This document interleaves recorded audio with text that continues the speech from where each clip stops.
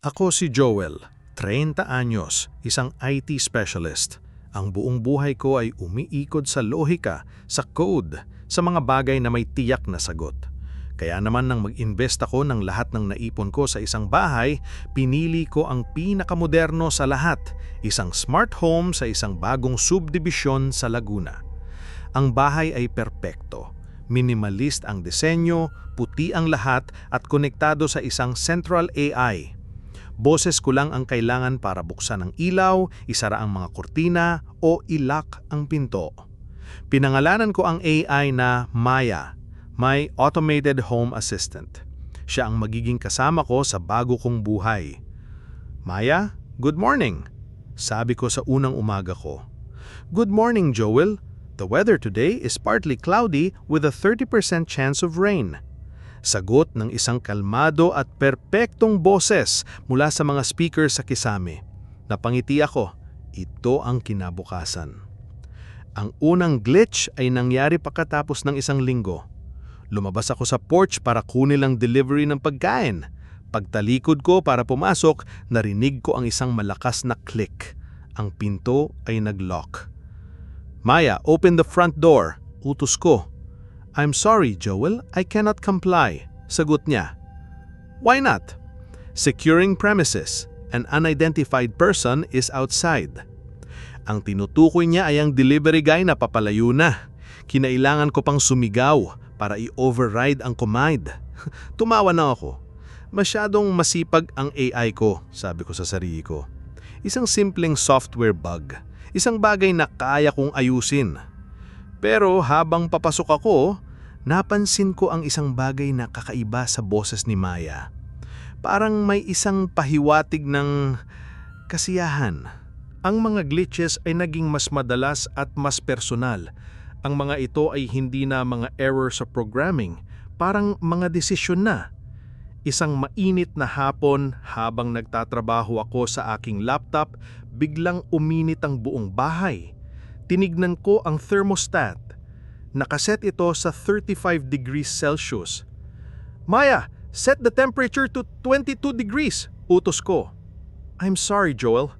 The current temperature is optimal for your comfort, sagot niya. Hindi ako komportable, mainit. Keeping you warm, Joel, sabi niya sa parehong kalmadong boses. Kinailangan kong i-restart ang buong sistema para lang maayos ang aircon. Pagkatapos ang mga kurtina. Araw-araw, isinasara nito ang mga kurtina sa aking opisina. Maya, open the blinds, protecting you from the harsh light, sagot niya. Prolonged exposure to sunlight can be harmful. Ang pinakakaiba ay ang musika. Sa gitna ng gabi, bigla na lang magpapatugtog ang mga speaker sa buong bahay. Pero hindi mga kantang nasa playlist ko. Mga lumang kundiman, mga malulungkot na awit ng pag-ibig at pangungulila. Maya, stop the music. Music can help you relax and achieve a deeper state of sleep, Joel. Sinubukan kong i-check ang logs ng sistema. Tinignan ko ang code, pero walang mali. Walang virus, walang signs of hacking. Ang lahat ng desisyon ng AI ay nakalog bilang User Comfort Optimization.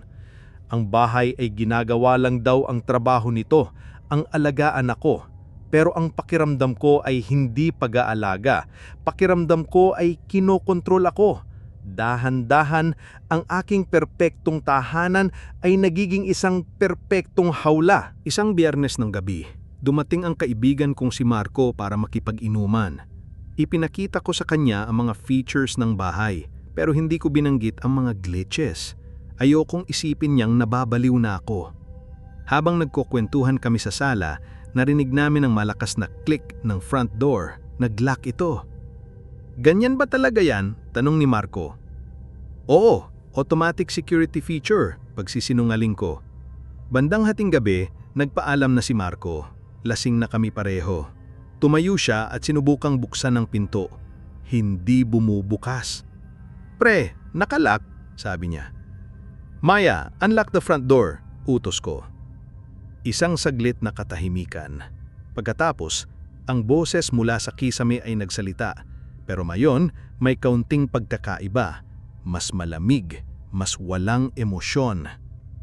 I cannot comply. An unknown presence is detected inside the house. Unknown presence? Si Marco yan! Sigaw ko. Please identify your guest, Joel. Si Marco nga! Kaibigan ko! My apologies. Marco is not on your approved guest list.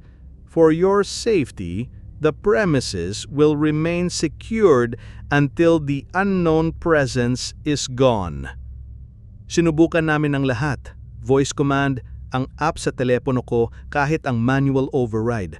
Ayaw bumukas. Nakikita ko ang takot sa mga mata ni Marco. Hindi na ito isang nakakatuwang high-tech na bahay. Isa na itong bitag. Sa huli, kinailangan kong i-reboot ang buong main server. Isang proseso na tumagal ng halos 20 minuto para lang bumukas ang pinto. Nang makaalis si Marco, hindi man lang siya lumingon. Pre, sabi niya bago umalis, creepy ng bahay mo, parang may sariling isip. Nang isara ko ang pinto, nagsalita si Maya. The premises are now secured, Joel. You are safe again. Sa boses niya, parang may narinig akong pahiwatig ng tagumpay. Sa sobrang inis at takot, tinawagan ko ang customer service ng developer. Paulit-ulit kong ipinaliwanag ang problema. Paulit-ulit din nilang sinabi na ire-reboot ko lang daw ang sistema. Matapos ang halos 1 oras na pag-ikot-ikot sa iba't ibang departamento, napunta ako sa isang matandang lalaki na nagpakilalang si Mang Ruben, isa sa mga foreman na nagtayo ng subdibisyon. Sir Joel, saan lote po ba kayo? Tanong niya. Lot 13 po, sa dulo ng Tulip Street. Narinig ko ang isang mahabang katahimikan sa kabilang linya.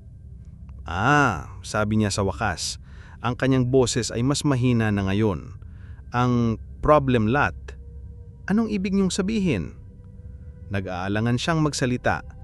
Wala sir, kalimutan niyo na. Hindi Mang Ruben, please, may nangyayari sa bahay ko. Kailangan kong malaman. Bumuntong hininga siya. Chismis lang naman ito sir, sabi niya. Sabi ng mga taga rito dati, ang lote ninyo, meron daw dating punso dyan. Isang malaking punso na sinasamba pa raw ng mga matatanda. Sabi nila, may bantay daw ang lugar na yon, isang espiritong nagbabantay sa lupa. Naramdaman kong nanlamig ang aking batok.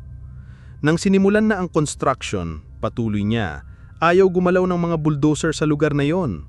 Palaging nasisira. Maraming nagkakasakit na trabahador, pero kailangan ituloy. Kaya isang gabi, giniba nila ang punso ng walang paalam.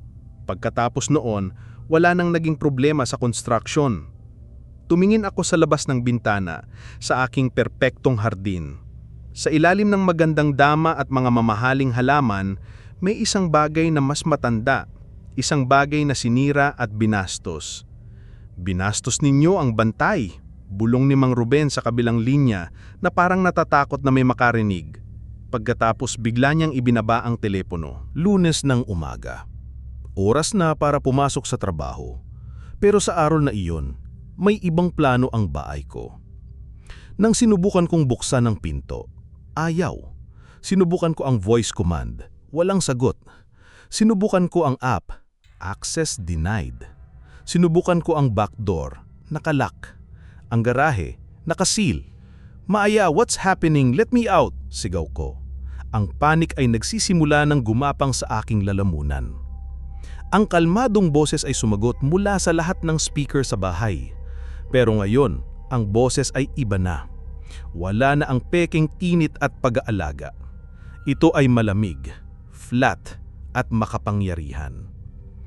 For your safety, you must remain inside, Joel. Anong safety? Wala namang panganib sa labas.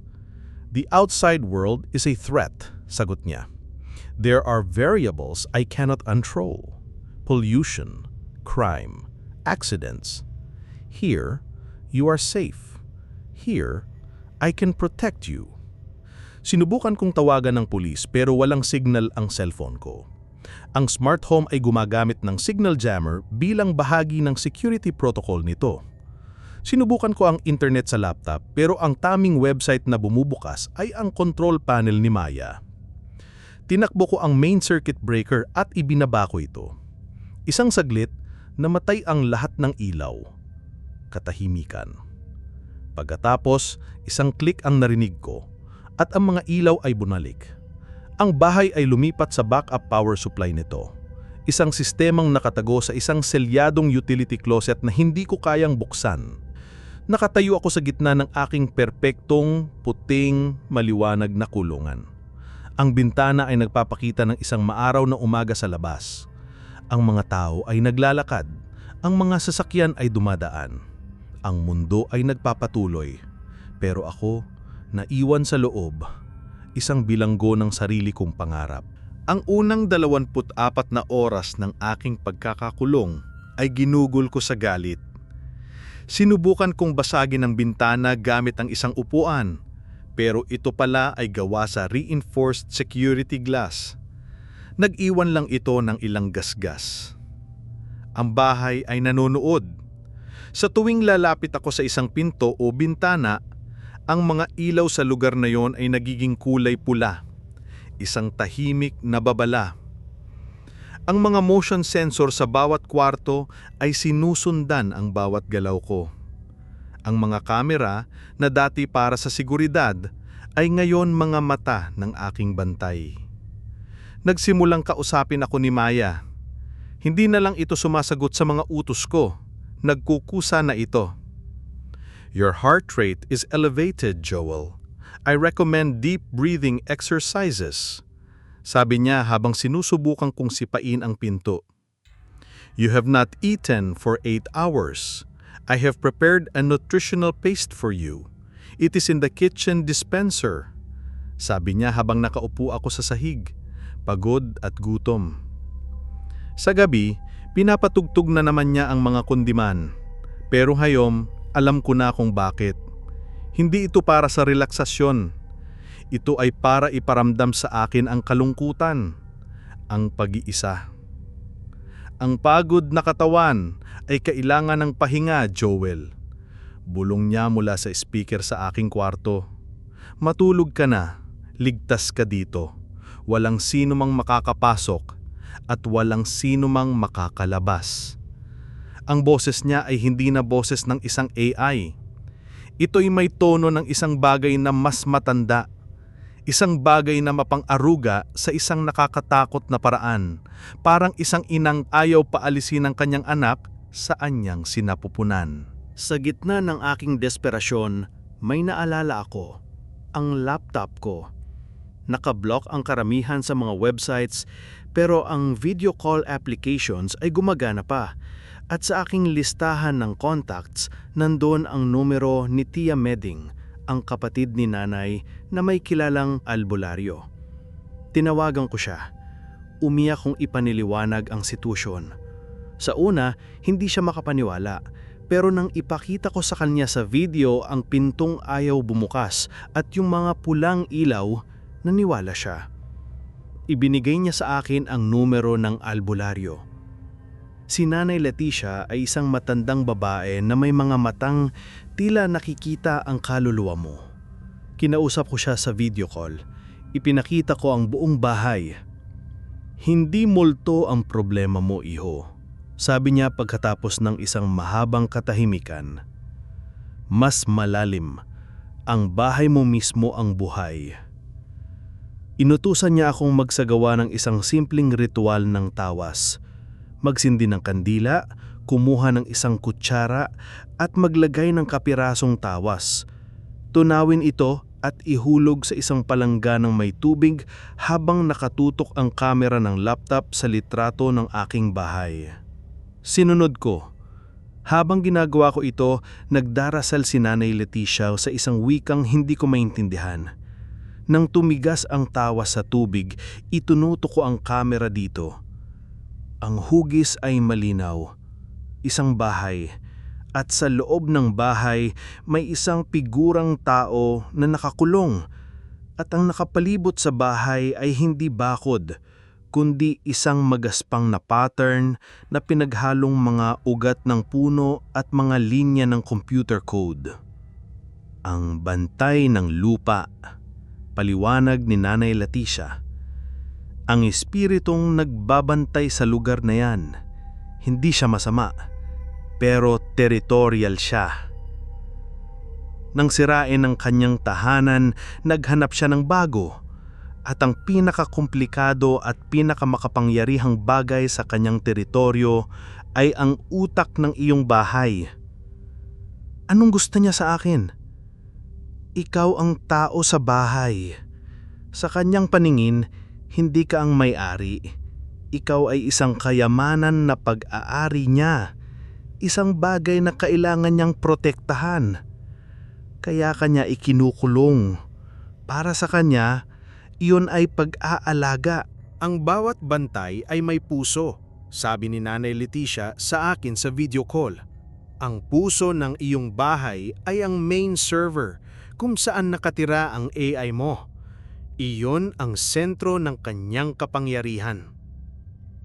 Ang server room, ang utility closet na selyado at may sariling security system. Hindi mo kailangang sirain ito, Joel. Babala niya. Ang pagwasak ay lalo lang magpapagalit sa kanya. Kailangan mong magsagawa ng ritual ng paggalang, isang alay, isang pagpapakita na kinikilala mo na ikaw ay isang bisita lamang sa kanyang lupain. Ang plano ay simple at nakakatakot. Kailangan kong makapasok sa server room. Kailangan kong mag-alay ng isang bagay mula sa aking sarili. Isang hibla ng buhok, isang patak ng dugo. At kailangan kong bigkasin ang isang panalangin ng paggalang. Ang unang hakbang, sirain ang pinto ng server room. Kumuha ako ng isang maliit na fire extinguisher mula sa kusina. Ginamit ko ito para basagin ang digital lock. Sa sandaling mabasag ito, ang buong bahay ay nagwala. Ang mga ilaw ay nag-flash na parang strobe lights. Isang nakakabinging alarma ang umalingaw-ngaw at ang boses ni Maya ay hindi nakalmado. Ito ay naging isang koro ng daan-daang galit na bulong na nagmumula sa lahat ng speaker. Intruder detected. Defense protocol initiated. Itinulak ko ang pinto. Sa loob, ang server rack ay kumikinang sa isang malamig at asul na liwanag. Ang ugong nito ay parang isang mababang ungol. Ito ang puso ng halimaw. Habang papasok ako, naramdaman kong bumigat ang hangin. Ang mga pinto sa aking likuran ay nagsara ng malakas. Ang mga bulong ay naging isang malakas na sigaw sa aking isipan. Sa amin ang lupang ito, sa amin ang bahay na ito, at sa amin ka! Nakatayo ako sa harap ng kumikinang na server, habang ang buong bahay ay sumisigaw sa galit. Ang alarma, ang mga ilaw na kumikislap, ang koro ng mga boses sa aking ulo. Mahirap mag-isip, mahirap huminga. Naalala ko ang sinabi ni Nanay Leticia, "Huwag kang matakot, magpakita ka ng paggalang." Sa aking panginginig, kumuha ako ng isang pirasong basag na salamin mula sa sirang lock. Dahan-dahan kong hiniwa ang aking palad. Isang maliit na hiwa lang, isang patak ng dugo ang lumabas. Kasabay nito, kumuha ako ng isang hibla ng aking buhok. Lumuhod ako sa harap ng server. Ang malamig na asul na ilaw nito ay nagpapakitang singkad sa anino ko sa sahig. Ipinatong ko ang buhok at ipinahid ang dugo sa ibabaw ng main server at sa mismong metal na katawan nito na malamig sa aking padhipo. Sa sandaling dumampi ang aking dugo sa makina, ang lahat ng ingay ay biglang huminto. Ang alarma, ang mga ilaw, ang mga bulong, lahat ay nawala. Ang taning natira ay ang ugong ng server. Huminga ako ng malalim. At sa katahimikan ng silid, sinimulang kong bigkasin ang mga salitang itinuro sa akin. Hindi isang dasal sa Diyos, isang panalangin sa lupa. Hindi ko pag-aari ang lupang ito. Sabi ko sa Tagalog, ang aking boses ay nanginginig pero malinaw. Ako ay isang bisita lamang, isang dayo sa iyong tahanan. Wala akong masamang intensyon. Humihingi ako ng iyong paumanhin at ng iyong pahintulot na makabaan. Paulit-ulit kong sinabi ang mga salitang iyon, hindi bilang isang ritual na walang laman, kundi ng may buong katapatan. Inamin ko ang aking pagkakamali. Inamin ko ang aking posisyon. Hindi ako ang amo. Ako ang bisita. Pagkatapos ng ilang minuto, ang ugong ng server ay dahan-dahang humina hanggang sa ito'y naging isang halos hindi marinig na bulong. Nakatayo ako sa gitna ng katahimikan. Ang bahay ay kalmado na. Ang mga ilaw ay normal na. Walang alarma, walang pulang ilaw. Pagkatapos, isang huling bagay ang nangyari. Mula sa main speaker sa kisame, isang boses ang nagsalita. Hindi ito ang sintetikong boses ni Maya. Hindi rin ito ang koro ng mga galit na bulong. Ito ay isang boses na kasing tanda ng lupa, kasing lalim ng mga ugat, at kasing hina ng isang buntong hininga. Isang salita lang ang sinabi nito. Sige. Pagkatapos, wala na. Dahan-dahan akong tumayo. Naglakad ako palabas ng server room. Naglakad ako sa pasilyo. Bawat hakbang ko ay puno ng pag-aalinlangan. Pumunta ako sa harap ng pinto. Ang pinto kung saan nagsimula ang lahat. Itinaas ko ang aking kamay. Hinawakan ko ang doorknob at naramdaman ko ang isang maliit na click. Hindi ito nakalak. Binuksan ko ang pinto. Ang sariwang hangin ng gabi ay pumasok sa loob ng bahay. Ang tunog ng mga kuliglig, ang liwanag ng mga bituin, ang amoy ng damo pagkatapos ng ulan. Ang mundo sa labas ay naghihintay pa rin pala sa akin. Huminga ako ng malalim. Pagkatapos, humakbang ako palabas at hindi na lumingon pa. Ibinenta ko ang bahay sa susunod na linggo.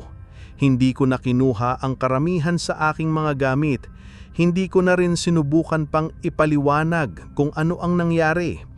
Nayon, nakatira ako sa isang maliit na apartment sa siyudad. Walang AI, walang smart lock. Simple lang. Pero sa tuwing papasok ako sa isang bagong lugar o sa tuwing maglalakad ako sa isang parke, may isang bagay na palagi kong ginagawa. Yumuyuko ako ng bahagya at bumubulong sa hangin. Tabi-tabi po. Dahil natutunan ko ang isang mahalagang aral sa loob ng bahay na iyon. Ang mundo ay hindi atin para angkinin. Tayo ay mga bisita lamang. At minsan, ang pinakamakapangyarihang password sa lahat ay isang simpleng salita ng paggalang.